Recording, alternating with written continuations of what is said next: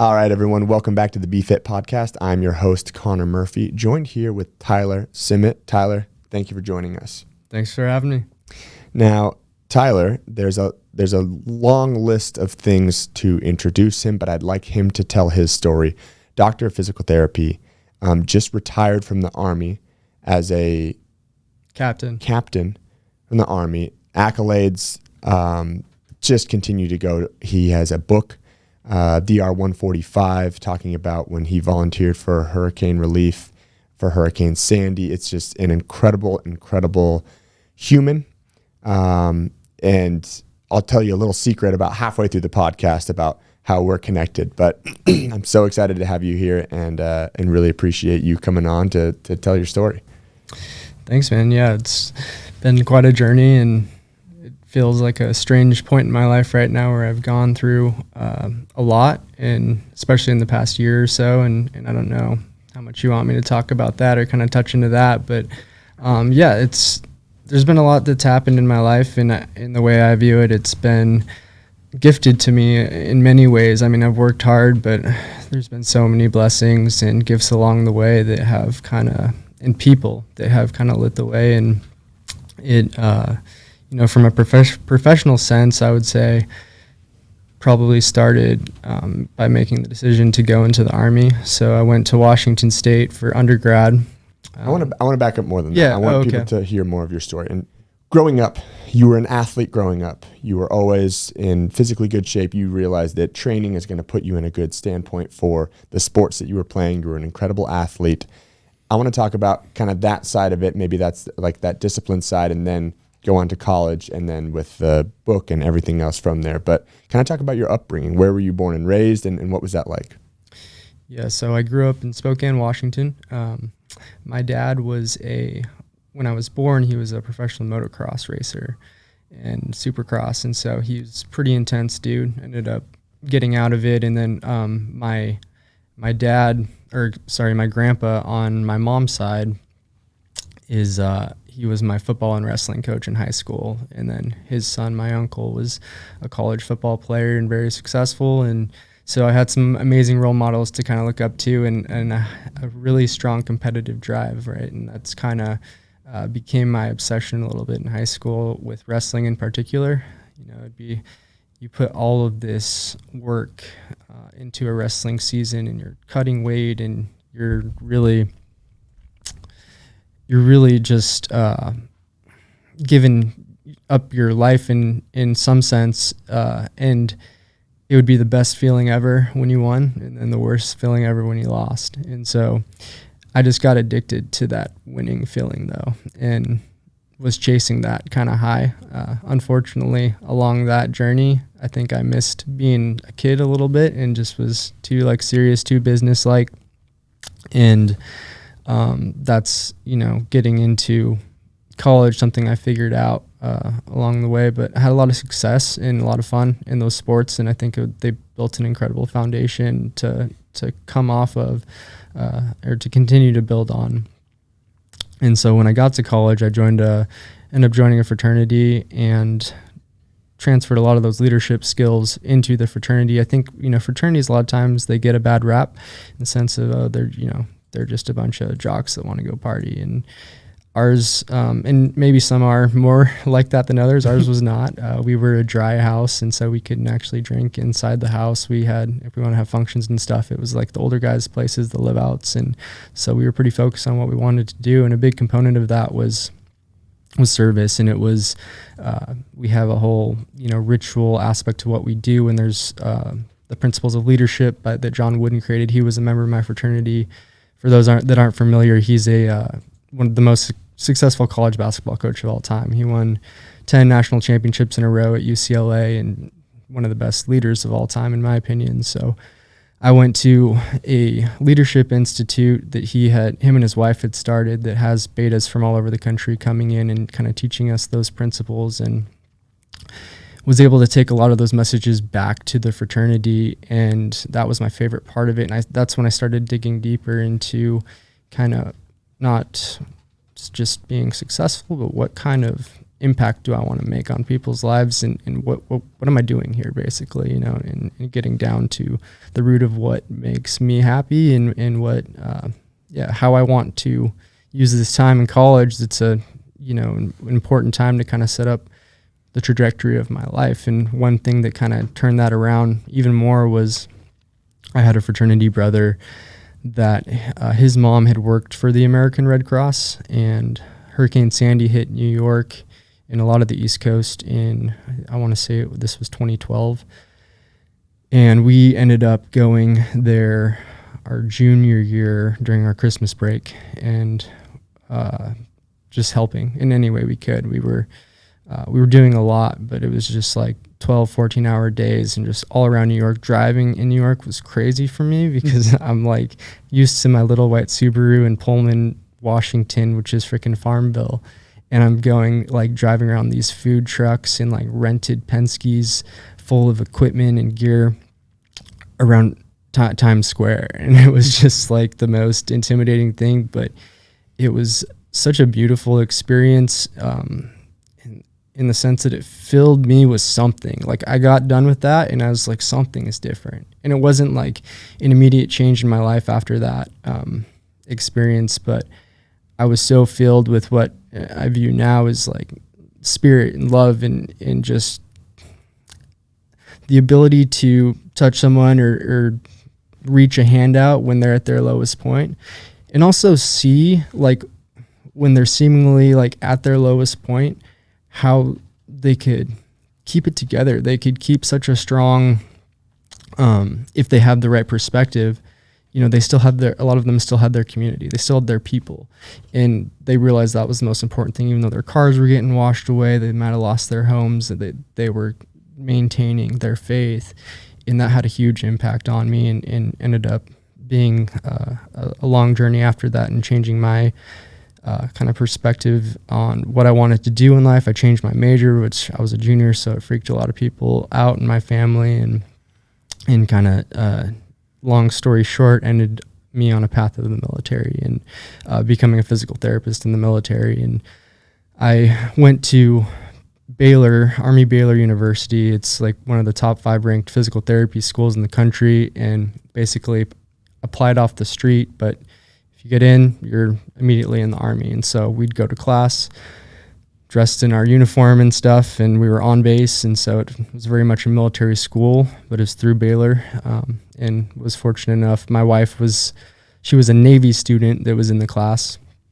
So I was fortunate enough to meet her there. And then we kind of have made some distance and some difficulty working now, but now that, or make it work now, but now that I'm out officially of the military as of 2 days ago, we won't have to deal with some of those struggles as much. But it's been an incredible job and career, and I'm just so grateful to have been able to go down this road and to serve our soldiers, and to being able to practice in a military environment, which there's a lot of advantages to.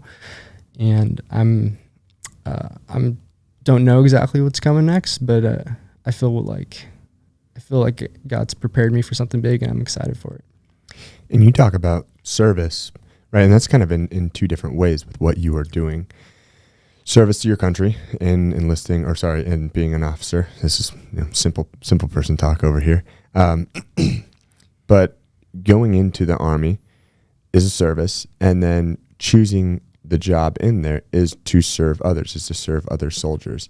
And so it's almost like a twofold. What drew you towards, was it I wanted to be in the Army and then physical therapy, or I want to be a physical therapist and then it came into the Army? What stopped you from just doing a regular practice, not in the military? Yeah, there's multiple facets to the answer to that question. So my family, my aunt and my uncle and my best friend all have a history of serving in the military. And so it's always been something I was interested in. Physical therapy is something that helped me a lot as an athlete, getting injured, kind of the typical story, getting injured in high school. So it also had always interested me. I started out physical therapy when I first got to college, But then what I saw on the civilian side, I didn't really like, for multiple reasons, mainly because a lot of insurance companies just kind of dictate how you treat patients, or they have the ability to, because they choose what they'll pay for and what they won't. And so I saw a lot of people just getting put on hot packs for 10 minutes. They'd get 10 minutes with the physical therapist. And the problem, the insurance payouts are getting smaller too. And so in order to make ends meet, a lot of these PTs in traditional settings have to see like 20 plus people a day, which then you lose the effectiveness of it. And it just wasn't something I saw myself doing. And so when I found out about the Army Baylor program, well, it's perfect. And this was after I even graduated undergrad, but I was like, how did I not know about this? It's so perfect. Like, they pay for the school, so you don't have to have 6-figure debt, going into this career as a young 20-something. And you get to work with an active, like, military population. It's all under TRICARE, one single-payer insurance system. They just want you to treat to the best of your knowledge and take care of the soldier. You get to order imaging. You can act as a direct access provider. So basically, the soldiers don't need to go to their primary care or any other specialty before I can see them with a musculoskeletal injury, which significantly improves effectiveness of what we do. The sooner that I can get them in, the bigger difference I can make faster, instead versus it turning into a long-term injury. It's a whole different game as far as what we're trying to recover from at that point. And so there were all of these things that it was like, man, this is amazing if I could pull it off. And I applied the first year, kind of late in the game, didn't get in. Kind of had to do some soul searching, had some other opportunities, but I'm like, no, this is it. I felt called to it and applied again, and thank God got in. And I'm glad it worked out that way because, like I said, my wife was in my class, and our class was amazing. And that's kind of what drove me there, though. It's incredible when you think about, knowing the military routes and all these different things, like having those options available. But you think about the ability to treat and how much more effective it is in the military. I shattered my leg, and I remember physical therapy. It was like, you're going to this every day for 6 months, or else it is not, like, you are not following your orders. And even though after I was healthy, I was good, like, it was still, and that's why I'm like, my ankle is 100%. And that's incredible in the military. But is there a way to then, now that you are out, and we can talk about kind of those reasons about the reason you got out, but is there a way to take that from the military and bring it into a civilian area? Maybe it's not the 20 people, but maybe it's still increasing the efficacy of what you're doing per client, but in the way that you want to do it. Definitely. So there's a big push right now within the PT community towards a cash-based practice. And what people are realizing, what clinicians are realizing, is like, oh, I have a doctorate. Like, it's okay to charge people money. But a lot of people get into the profession because they want to serve people. So they have this weird dynamic of, financial, I don't want to say insecurity, but just like a difficult time charging people what they're worth. And so what they're realizing now, though, is like, hey, it's worth a hell of a lot if I can stop someone from having to go into a life-changing surgery and, be out of their job or whatever for 6 months. Or if I can't play with my kids or my grandkids, and now we get them to that spot, that's worth a lot. And people are realizing it when they're going to these cash-based settings.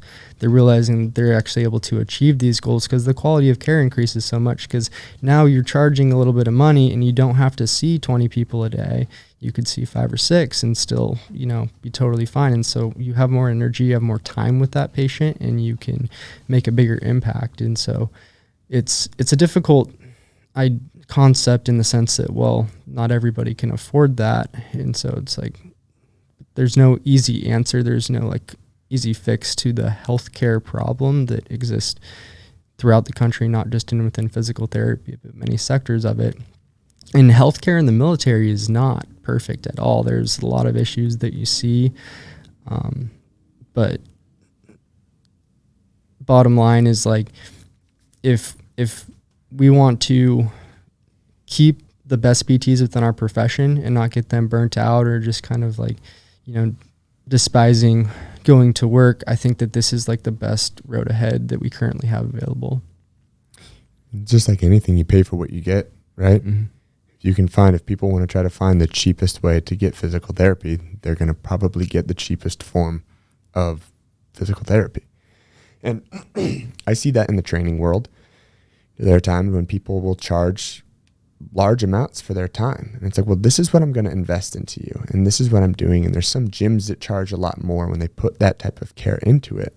But you are a physical therapist, but you're also incredibly well trained in actual training, which I think all physical therapists should be, because that's usually what can stop people from having to go to physical therapy and then keep people healthier afterwards.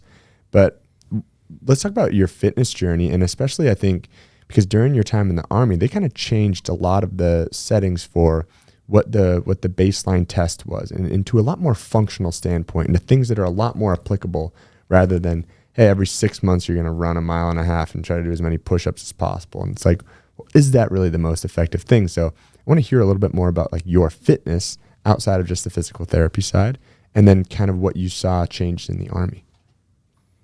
Yeah, so they've done made a lot of recent changes in the Army that I think are have great intentions, and they're starting to figure out how to finally implement it well. But the idea is they're realizing that we're spending billions of dollars every year on healthcare that a lot of which, maybe many of these issues could have been prevented if we changed the way that we focused on our healthcare. We looked at things from more of a preventative standpoint. So now they're bringing in each brigade, they're bringing in athletic trainers, dietitians, physical therapists, strength coaches, to get people not only training more functionally, but doing it the right way. And so as a part of that, they switched as you alluded to, they switched the health test or the physical fitness test from the APFT, which is Army Physical Fitness Test or whatever, to ACFT, the Army Combat Fitness Test. And that includes a 3-rep max deadlift with a hex bar. It has a standing power throw. It has a sprint drag carry with some different kettlebells and weights and stuff, and more of kind of like that middle ground between like short burst and like long duration. And then they have a knee tuck, which actually they switched to the plank, which I have some thoughts about that, but they incorporated some form of pulling there for a while, which was good. And then they kept in the 2-mile run. And so you still have some aerobic endurance event there. And so it's a much more functional, well-rounded test. And the issue is like you'd have a lot of soldiers that they train for the APFT, and they would just run and do a lot of push-ups and stuff. But now they're used to maxing their tests. So they're expecting to max this new test, and good for their career and everything else. And so then they just get thrown into heavy deadlifting and tried to lift too heavy too soon. And so I would see a lot of injuries and stuff around that. And so there was a lot of education, like, hey, you can't, if you haven't deadlifted in 3 years, you can't just throw 350 on the bar and go for it, And so it was a challenging transition, and they're still in like a transition phase, but I think the thought behind it, the premise behind it is spot on. And that's what we need to continue to do, not only from an Army standpoint, but as a country, and focus on well-rounded functional fitness that's not just gonna, allow you to, like, how often in the Army are we running 2 miles realistically? Like, not very often, unless you're in some kind of unique combat environment where you have, the mission requires it, and sometimes that happens, but more often it requires things like, that require power, deadlift or the power throw, those types of things are much more applicable. And the Rangers have been doing these types of tests for probably 20 years. And so, like the saying is, Rangers lead the way. And so the rest of the Army typically follows. Unfortunately, in my opinion, a little too far behind sometimes. I know CrossFit's been working with the Army, and they started a 1-day level 1 course. And not to be like, hey, now you know what you're doing, but more of like here's a way to start to implement this stuff. Because I agree, and we talked about this yesterday, it's like putting the horse before the carriage, or carriage before the horse. And it's like, yeah, that test is way better, but how are people training for this? The test with no training is probably not optimal. So I know there's been some courses in implementation of how can we start to effectively train to succeed at this test? Because that's really what's important. It's like the test is making sure that you're training well. The test shouldn't be, the only thing that you focus on. It should be, hey, I'm training so much and I'm training so well that I can still hold my standards, but then do my job. I feel like way too often it's just focused on the test is the important part. Once you pass it, it's like, all right, good. Yeah, there's a lot of people that's the only way that they would train is to do the test, the events of the test, and which is fine, if that's what they want to do. But that was another piece of education that had to come in. It's like, hey, your barbell squat may be more important in your deadlift performance than just doing that all the time. Developing that strength and power through the prime, movers of the leg. And so there's a lot of even including incorporating things like yoga, because from like the holistic side, they're trying to look at things like why, mental illness is so prevalent in the Army and the suicide rate is ridiculous. So we have to start looking at, how can we manage anxiety and depression within the Army on again, more of a preventative side. And so incorporating, one thing that we did in my unit, we incorporated a lot of like yoga and meditation work, especially on like, towards the end of the week, and trying to bring the nervous system back down a little bit, improve some mobility, because the mobility is terrible with so many soldiers. They just like ignore it and don't think about it. And so, when you get into a deep squat or a deadlift and you don't have any ankle dorsiflexion, that mobility has to come from somewhere. A lot of times it's the low back when it's not, you're not supposed to be moving the low back. And so a lot of education and incorporating, for me now, like the most important thing that I've realized is like if we're not looking at some of these holistic things in the mental side, I think that we're missing the boat, because unless you get that person, that soldier that comes in and they're completely squared away and they don't have any, high stress in their life. But the issue is, I think even with like most Americans, we don't think we're under a lot of stress, but that's just because a lot of stress to us is like ridiculous amounts of stress. And so like, just like that chronic moderate level of stress is just normal, even though it probably shouldn't be. And so, taking more of an Eastern medicine mindset to some of this stuff. And because cortisol, the stress hormone, it's supposed to be really high in the morning and then slowly drift down at night when melatonin's coming up.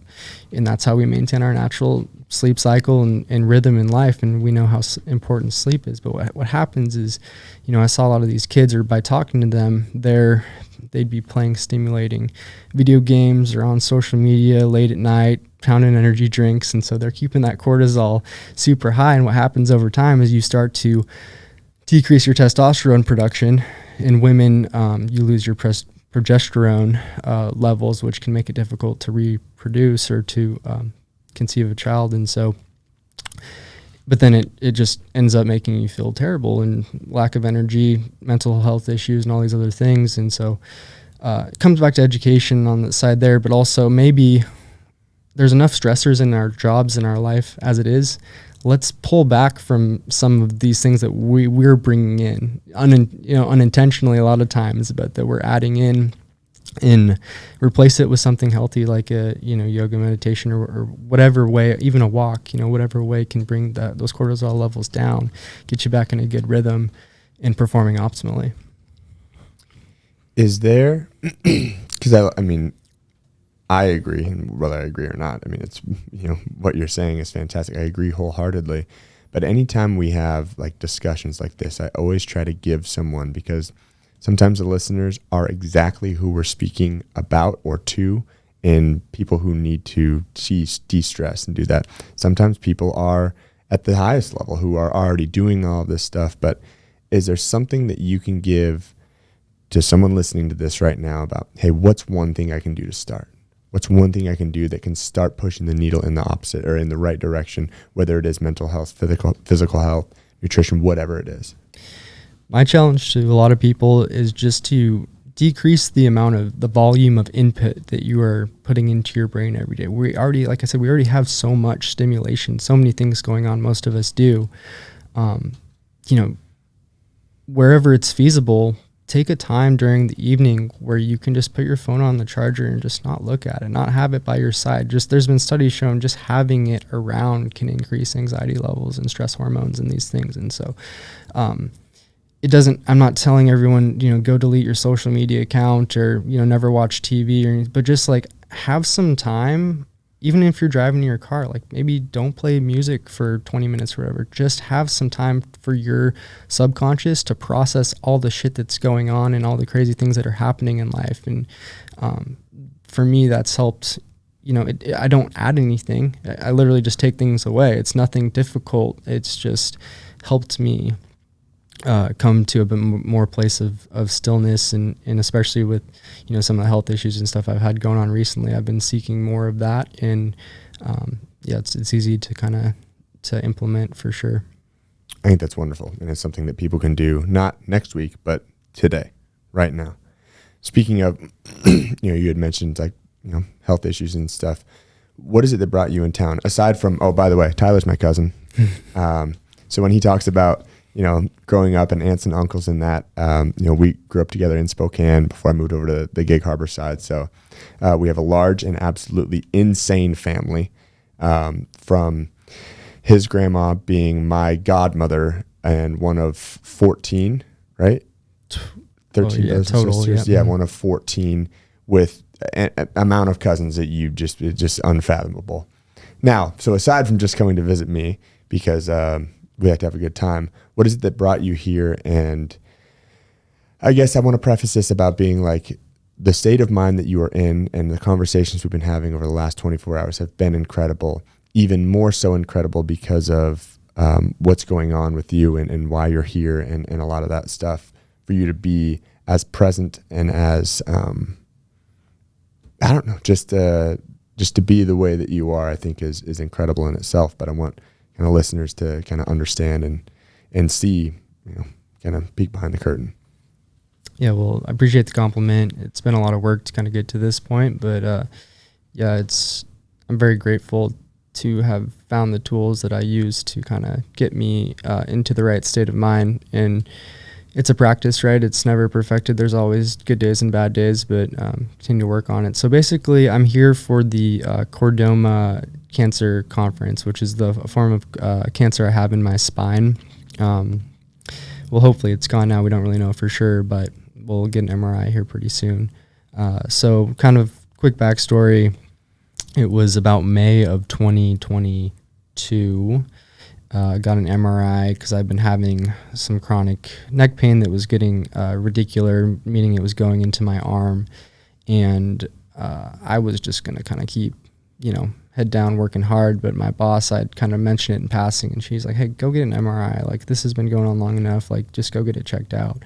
And so there ended up being a big tumor that like took up like basically 3 lengths of my vertebral bodies, from like my C7 vertebral body at the base of the neck through T3 roughly.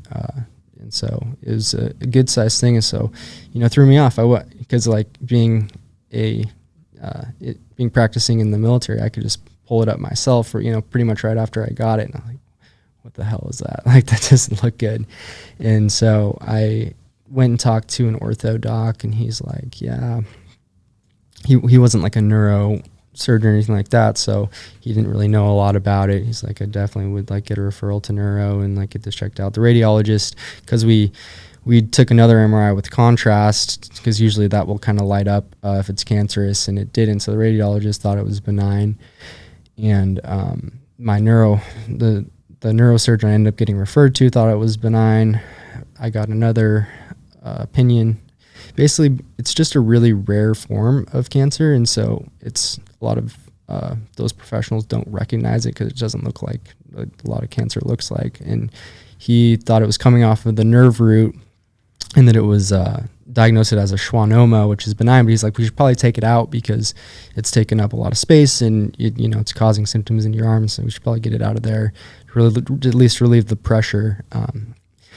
So in October of 2022, so actually right after that, I ended up signing up for a bodybuilding competition, which there's a kind of a backstory to that, but I'll just kind of keep things rolling here. But I ended up, prepping hard for the bodybuilding competition. And about a month before my surgery, I stopped having the symptoms into my arm. And now looking back at it, from what I've learned recently, I think the only big change was that I basically had my blood sugar so tightly controlled because I was eating so good and so strict that it was like starving those cancer cells. And it was kind of cool to look back on because it was like, hey, I can have, some level of control to how this thing responds in my body. I think too often we look to doctors or whoever to just cure us and, move on with life. But kind of what I've been getting at with some of this is there's so much that we can do to influence.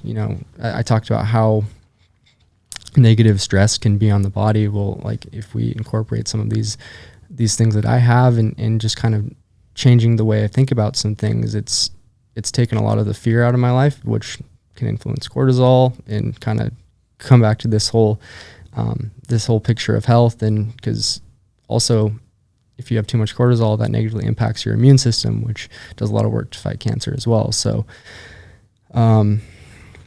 getting back to the story. So bodybuilding competition, October 1st, October 15th, I have my surgery, wake up and the surgeon's like, went great. We got it all. And then come to find out, not only did he not get it all, like not even really close, but that it was cancerous, and found that out in November. And then thank God I had the Cordoma Foundation, who's putting on the conference this weekend, but they connected me with all the best specialists and was able to get the MRIs sent to the people who needed to see it for me to get the best opinions. And the consensus was that I needed to go get another surgery. In January was when I ended up getting that one, January this year. And the surgeon was amazing. I was on the table for like 7 hours, but it went great. He was able to get everything.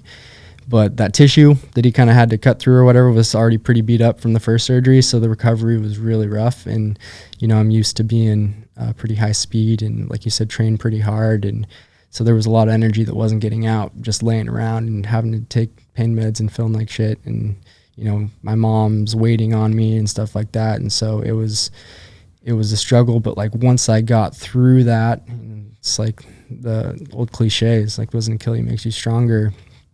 It's been game changing for me mentally to like get one of the, what you'd think is like the worst diagnoses or like worst news you can get, and to see kind of like bring it back to Hurricane Sandy, how those people had lost so much, but like you could still find peace and contentment and let go of a lot of the stuff you can't control. And it makes life so much, it's not like life's easy, but when you can get out of your own way and stop wasting so much energy fighting yourself, it just frees you up to focus on what matters and to for me and like my journey to hopefully, impact more people. And I appreciate you having me on because I love doing stuff like this, and trying to reach a bigger audience is a lot of my mission. And like I said, I'm excited for what the future holds. And so basically, I have another MRI coming up in September, but the last one showed there's no tumor remaining. I had 2 months of radiation in Atlanta, and I'm still recovering from some of the side effects of that. But I've been able to get the best care basically available in the world for this, and so grateful for that, and for my boss for like, hey, go get an MRI like before. And this thing, we got a CT in my lungs. It hasn't spread anywhere, so knowing me, I probably would have waited longer, and it could have spread and been a way worse situation. But for right now, it seems well controlled. And I end up doing a medical separation from the military, and which also brings some peace of mind knowing like I'm covered with health insurance and stuff like that moving forward. But yeah, that's kind of the synopsis. You said something. You said makes life easier. Then you go, well, not easier, but how I see that, or it's like it makes life simpler. Not easy, but simple. And we were talking about this last night about success. It's always like, I've found success in this, or I'm successful, and successful people in what they're doing. How do you, you put your resume up and anyone can read it and be like, that's a successful person, which I agree, but I don't think the things that you've done or your accomplishments is what makes you successful. How do you measure success? It's a great question. Coming back to John Wooden, his definition is success is peace of mind that's basically only achieved through knowing that you put in the most effort to become like the most of which you were capable of becoming. And so for me, it's always been more of an effort oriented definition, not like accolade, because everyone has different talents and goes into different types of professions that might be money making, might not be. But if you're putting in all like your best effort every day, like that's all that really matters. But sometimes, like we were talking about last night, sometimes if you're an intense person, that energy, all of that effort and energy can get you going in the wrong direction if you don't have the right priorities behind that effort and energy that you're putting in. And so that's something that I've had to change my frame of mind about. Is like, well, if I'm spending 2 hours on my morning routine and doing yoga, meditation, sauna, cold plunge, all this stuff that seems like, you do on a, or at least for me, like that I might do on a vacation, like it's not the traditional view of work, it's, you're not going out and producing. But what I'm realizing is it's almost like the most important work that there is, because if I can get my mind to a place of stillness, it affects everything about the physiology in my body, and it helps me stay focused on what I'm doing and actually perform better, and not in my head and like worrying about things I can't control, or fighting against the reality of what is. It's like these things in breath work I incorporate a lot of as well are super important. And so I'm trying to work on giving myself some grace to like focus on these things. And even if it's like getting up a little bit earlier, we talk about sleep's important. Well, sometimes like I think giving up an hour of sleep to get these practices in, it's worth it, because you can get to a place of rest and a good meditation practice, especially after some breath work, that is just as restorative, if not more restorative, than sleep. And so, just looking at it as this is an effort-based thing that doesn't have a very clear direct impact, but I think over time, especially if you're consistent with these practices, it has kind of like a similar effect as like compound interest. It just kind of builds on itself over time, and that's where I'm starting to finally kind of see more of the fruits of my labor now, because of just like the fact I've been consistent with it for so long, I think. While you were chatting, I was pulling up a post that I wrote May 7th, 2021. And it was right after I read your book. And I just wanted to share it because it's something that's really helped me with content that I read from your book. So it said, inspired by my cousin, TSIM2310, DR145, I had a couple thoughts today at this very moment. And it says, in the quote, "What do you want in the world that you don't already have?" And then another one, it says, "How much success until you'll be content or happy?" And I had this kind of epiphany, and I was at like we talked about, it was at a time in my life that probably seemed really awesome, but there was a lot of stuff going on in my head, and in a relatively dark place. But I wrote after just kind of my my synopsis of how I was feeling was, maybe I've always had everything I've ever needed, with the exception of my own approval. My life sure as shit isn't perfect. Sorry for swearing. But man, do I have a lot of beautiful people in it, including the center of my world right next to me, which was my daughter. And then I said, it's hard to appreciate when my own worst enemy is next to her, meaning like myself. And it's like what you said, it's like just kind of like getting out of your own way. And I was around a bunch of people that had all the money in the world, more than all the, yet they still wanted more. And it was like all of everything that you're like, man, that'd be great to have. Once I had that, man, that'd be cool. And I didn't see any level of happiness that I was envious of. And when I was reading your book, and especially like after, like really right after the, Hurricane Sandy and your experience there, and it's like, what does it take to be happy? Like, what's the minimum amount that one person needs to achieve true happiness? And it's definitely not money. Sure, I'm not being like, hey, just give up all your stuff. Like, it can help you in some ways, but it was really inspiring to me to realize, like, hey, maybe you've got everything, and maybe just, not being so hard on yourself. And being hard on yourself can help in a lot of different ways, but it was a really big, it was a focal point, or as they say as Air Force pilots, it was a focal turning point. It's usually what happens when things start going wrong. But like, this was the point when I was like, it started turning and changing my idea of what I wanted to be successful, and started enjoying the things that I have and the people that I have. And that kind of changed my definition of success. And you said yesterday, it was like, there's not a lot of like successful people that don't have some version of service in their life. And we had kind of discussed afterwards, and it's like, I don't think there's a lot of truly happy people that don't have some level of service in their life.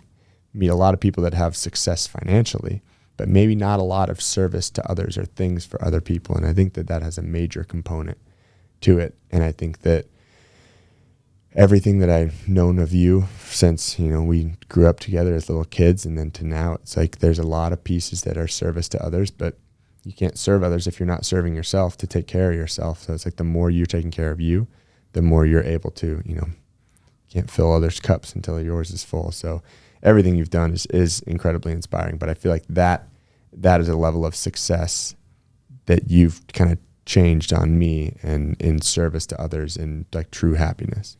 Thanks, man. I appreciate you saying that. It's been a journey for me to get there, for sure. I grew up as an only child, and so I'm used to having like a lot of focus on myself, and that's easily, if I'm not careful, where I tend to come back to is like my default is just kind of really selfish. And like you said, you have to take care of yourself, and you need to fill up your own cup, and it has to be overflowing. And if you're going to take care of others really well, but it can get out of hand pretty quickly. And coming back to the idea of happiness, I do think what you're saying has a lot of validity, in the sense that in some sense it's a choice, right? You can say, I'm going to be happy when this happens, or I'm not going to be happy if I get a cancer diagnosis, if I get a divorce, if this happens. Like, you're already setting yourself up for failure if you're thinking like that, like that your happiness is conditional on things going to your plan. And like, part of everything that you're saying, and a huge part of my journey, has been my faith, and being able to let go of some of those things. I think that God has control over so many things that happen in this universe. And the way I view our lives is we're kind of like a river that's just flowing along, and there's always going to be, or water in that river, there's always going to be rocks like that you're going to hit along the way. That's just how life is. None of us just go through it scot-free. But when you hit that rock, the water keeps on flowing. Life keeps on going along. And in my view, if it's not in this world, it's in another one. Your spirit keeps kind of going along after that. And you might as well, so our time here, we're sitting in the middle of this, rotating freaking rock in the middle of nothing, nowhere, and we're only here for a short amount of time. So you can choose to touch into that happiness and just enjoy the circumstances you got. And it's difficult because you want to find the way I've been talking is like make it sounds like I just want to be like a monk and just sit and meditate all day and like the world's perfect and I don't have to do anything. No, I think that's in some sense like a failure, because I think we are here to impact other people and to find whatever version of that we're best at. And so that's where I found if I do focus on the service component, how can I best serve others? Like the money and everything ends up kind of flowing after that. But so happiness is a choice, but also you can guide your life in a way to do things that make you happy. And like you said, for me, that has been service. And in some sense, that sounds like, oh, you're just doing it from like a selfish component. Maybe so. I'm still helping that person. You know, they're still for me, it comes more from a place of like, I have so much gratitude and love for God and what he's done for me, what Jesus did for me in going through this horrible, torturous death to like save me, and that God was willing to do that. Like that fills me up. Now I want to go extend that. I want to go carry that energy forward and like, you know, follow him, you know, what he says in the Bible, and serve his kingdom the best that I can. And that fills me up at a much deeper level than traditional success, you know, would.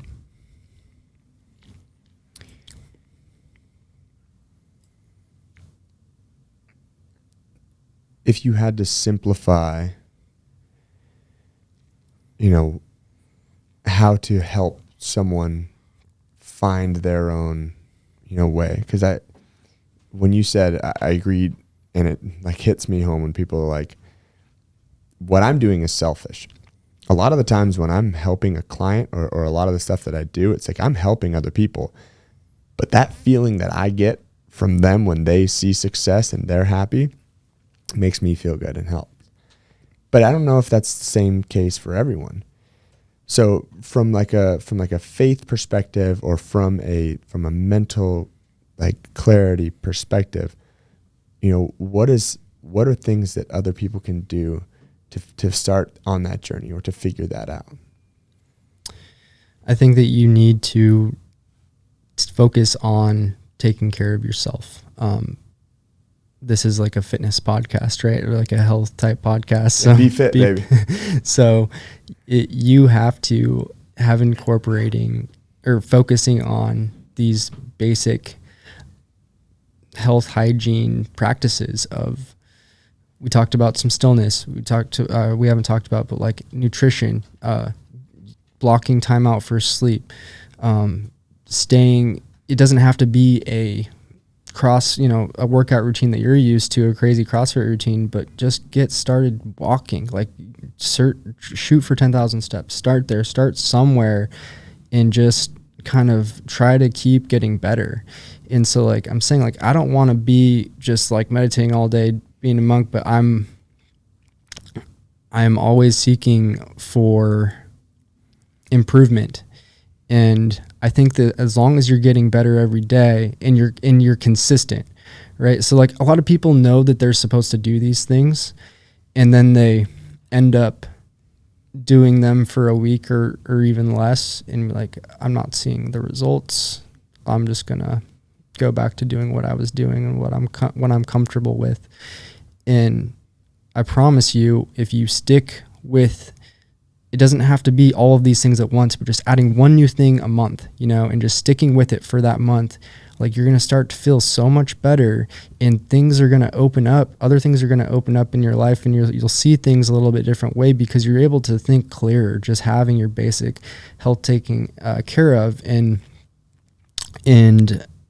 I think like I talked about before, the number one thing that I would focus on with most people in America is stress management, and think about how you are thinking about your life and what you're kind of worrying about, and if you really have control over those things that you're worrying about. And I was in like a mastermind group that focused on this specifically, on kind of the mental side, and I got a ton out of it. It's called, if anyone wants to Google it, it's called Integrated Human Performance. and it's an exceptional program. I think I'm actually going to start coaching for that program here pretty soon, and I still have a lot of like work to do and learn about, but you know, it's a lot of depth. It's 10 weeks, and so a lot more that I could like go in than I could go into today.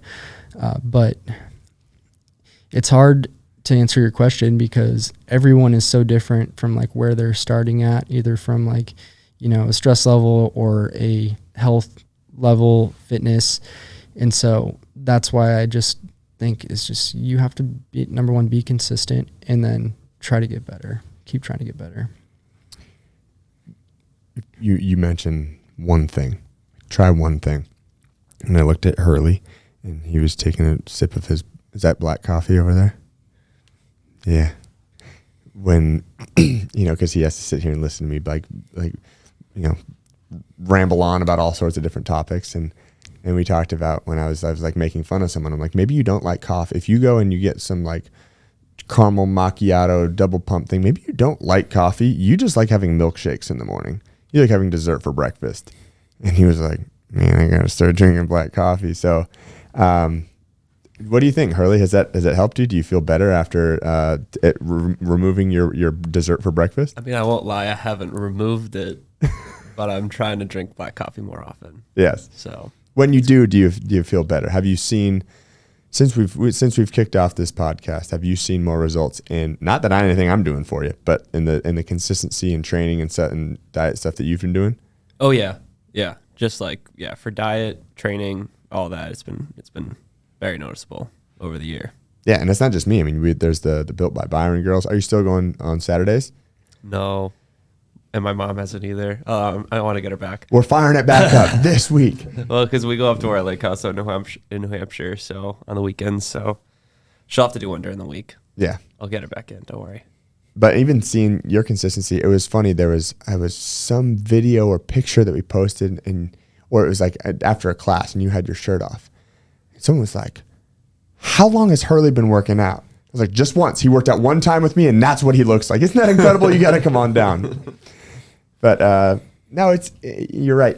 It could be, I'm going to drink a liter of water a day. And that could be the impetus. That could be the driving force that drives people to find consistency.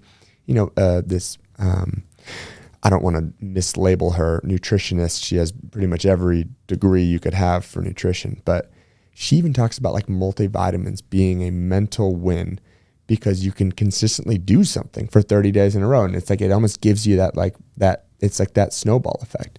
You take a multivitamin, is it doing anything? I don't know. But you know, if it's a placebo and you start feeling better and you're able, okay, I'm just going to go to the gym for 5 minutes a day. It's like, just start. You know, I recorded a sound bite before this talking about people that run in public that are overweight or don't have their ideal bodies, and how inspiring that is to just start. And I don't think I'm like, okay, yeah, everyone just go run and you'll be fit, but just starting somewhere, anywhere. And, you know, you had good pieces. It's like, hey, just an hour, plug your phone in, get rid. As soon as you say that too, I mean, now I'm just like motor mouthing, but there's been multiple times where I've left my cell phone at home in the morning when I go to train. And there's been times where I'm like, I don't think I'm going to go back to get it right away. And it's like this, I'm like, it sounds so stupid, but I like feel free. Like even if someone's messaging me, I don't know, and I can't check it. So I can't check my phone. So I may as well just, you know, be here and work out. And I think that's something that I need to start doing, like paying or focus on doing more. Well, the fact that you even left it there is a really good sign, because most people are so tied to it that there's no way that they're going to leave their phone at home. And so I think that kind of shows that you're on the right track there. But kind of what you're saying in the sense of choose that one thing and be consistent with it, I think it starts to build self-confidence, which is incredibly important in every aspect of life. Like if you say you're going to do something and you do it, that you start to believe in yourself. And like the power of belief, I think, can be the most powerful thing that we have. And if it's in ourselves, like, watch out, because you're going to be able to accomplish, you know, everything that or many things that you want to, if you continue to improve upon that self. Because it's like an upward spiral. Like things can be a downward spiral if you're going the opposite direction and you're never doing anything you say you're going to do or you want to do. But start to build some momentum with these things, and it can really build on itself to a point where you look back, 10 years down the road, and it's hard to recognize that person. Or it's like, sometimes with me, it's like you said, there's been like achievements and things that I've done. But it was like, none of it was overnight. It all builds on itself slowly over time. You get a little bit better every day as you've accomplished and done so much too. But then you look back and you're like, wow, I've really grown so much, but it wasn't anything. No, there's no secret. It was just putting in that work every single day. It's funny because some people are probably looking at this like, is that like a 16-year-old Miles Teller that's like telling us this stuff? But it's so cool to see you as my like little cousin and see like the accomplishments and that stuff and know from my own experience, like it doesn't happen. You didn't say, hey, I want to be an Army PT, and they say, here you go. And you're like, okay, cool. Or I'm going to like do this. It's like, this is one step in the right direction. And there's 1,000 steps that happen before that decision is even made. And there's 1,000 steps that happen before you're even capable of having those thoughts, of harvesting those thoughts. And I don't know, man, I'm just so proud of you. I'm so excited that you're here, and hopefully that everyone can share the same passion and excitement towards your story and your journey that I do, and that I know our entire family of 7,000 people do. Yeah, thanks, man. It's been awesome to be here, and your heart is like it's very like evident to see where your heart is at, and not only your personal life, but like what you're doing here too. And it makes me really excited for you and for like the company that you're a part of, and the people I've been able to meet. I'm getting the same vibes from, and so I think that you guys are just going to keep, change the world one person at a time. It's exciting to see. Thanks, brother. Well, I feel the same about you. And if people that are listening to this want to find you, what is the best way to, one, get a hold of you? What are your social, I know we have like the social media chat, but what are the ways that people can get a hold of you? Yeah, so when you had written that post, I had a different handle. So it's at TSIMM.DPT on Instagram. It's probably the best place to reach me. And if you go into my Instagram, which is at Connor T. Murphy, CONORTMURPHY, under my Hoobie link has like a link tree. You can get my book recommendations, and actually the only one in there is the DR145. If you are interested in reading his book, it did a lot for me, like I talked about in that post. I didn't want to be too much talking about my experiences. We were here to learn from Tyler, but it was again a pivotal point in my life where you really you just really put it into a very good perspective. And maybe it was so cool to me because I know you and we grew up together, but I don't know that much about you.